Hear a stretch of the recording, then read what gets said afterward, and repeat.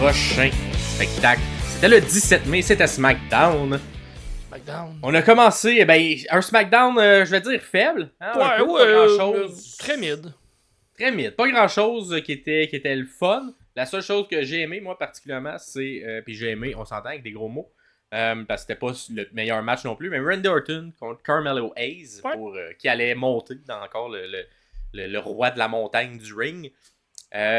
Un petit match, mais encore une fois, on en a parlé la semaine dernière, le sel d'Orton à la jambe. Continue à vendre ça. Hein. Il y a genre des bandages autour du genou, tout ça. À l'intérieur du match, continue à le vendre un peu. Est-ce que ça va justifier peut-être une défaite surprise contre Carmelo Hayes? Ça s'enligne un peu vers ça, on dirait. Ça s'enligne vers ça, mais finalement non. Mais non. Il a réussi parce que... Pourquoi j'ai aimé le match, c'est surtout le finisher. Ah mon Dieu. Un magnifique finisher à la Randy Orton. Donc, on a un Carmelo Hayes qui part en springboard d'un corde, qui essaie de tomber sur Randy, mais Randy, en même temps, il saute des airs, il l'attrape, tout en douceur dans un RKO. Très beau finish, très belle photo, très beau tout. Et par la suite, t'as comme la fin du match avec une promo de... Parce que plus tôt dans l'épisode, c'était Tamatonga qui avait gagné. Fait que là, ça va être ça la finale de SmackDown, Tamatonga contre Randy Orton, qui va gagner. Et là, Randy Orton est quand même en rivalité depuis quelques mois déjà avec le Bloodline au complet. Et un Randy Orton en intensité. Il dit que moi, j'ai gagné 14 fois la ceinture. Il est tout en sueur après son match. Il a une grosse intensité. Il dit qu'il va péter à gueule au Bloodline. Et ça se termine là-dessus. Mais c'était bon. Très bon. Ça a bien fini le show.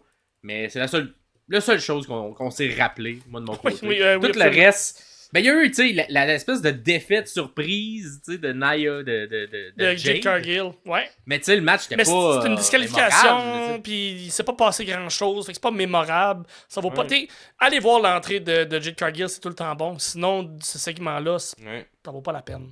Exact, puis ça nous a empêché d'avoir peut-être la brisure autour des deux championnes par équipe, parce que de son côté, Bianca avait gagné son match, encore une fois, un match mémorable contre Tiffany Stratton. Ils ont même souligné backstage de faire comme « Hey, peut-être qu'on va se croiser, finalement non. » non. Surprise, ça va être Nia Jax. Nia Jax est venue intervenir et... elle est venue intervenir. Elle est venue péter la gueule, c'est un peu mis à chicaner contre l'enfant qui était ringside, donc la fille de Jay qui était ringside. Et ça a fait péter les plombs à Jade. Fait qu'une manière pour qu'elle paraisse forte de la faire perdre. Ouais, exactement. Donc, perd par disqualification. Mais bon, c'est pas très mémorable. Mais je comprends. Moi, je comprends pas parce qu'on essaye de pusher Nia Jax présentement, mais comme. Elle aurait pu perdre Nia, ça dérange pas vraiment à ce moment-ci. Mais là, ça dépend de l'histoire qu'on veut raconter par après. Fait que ça, ils attendent avant de commencer à avoir une fissure dans le tag team de filles.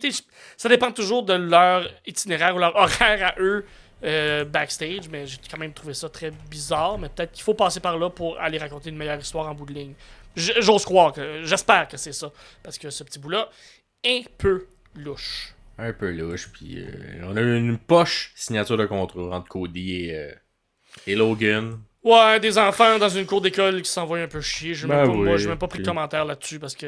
c'était technicalité de genre, il n'y aura pas ma ceinture en jeu. C'est ça, finalement, c'est pas c'était un peu plate. C'était un peu plate. C'était genre pour justifier. On a comme créé une histoire d'une semaine pour justifier cette promo-là. Mais bon, on va pas trouver ça très pertinent. On vous en jase pas plus que ça.